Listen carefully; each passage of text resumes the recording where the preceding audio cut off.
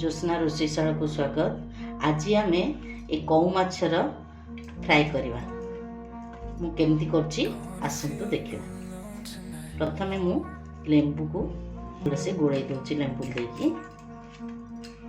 बर्तन आम से सब मसला पकेबा लुण हलदी लंका गुंड जुआणी जीरा गुंड धनिया गुंड आपको सब मु गोळाई दउछि। टी अदा रसुण कंचा लंकार पेस्ट दे दबा। देखे को भलती गोळाई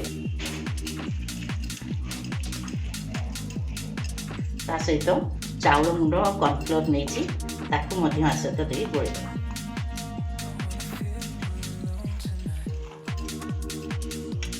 आपको ये भलिया गोळाई की अध घंटा में आपको छाड़।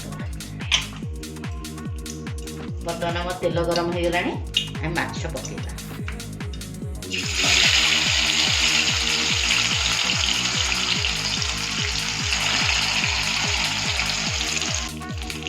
जमी गोल्डन ब्राउन होला पर्यंत भाजिबे। बर्तमान आम हो गलानी आपको प्लेट को काढ़ी आमर रेडी हो गला माछ फ्राए।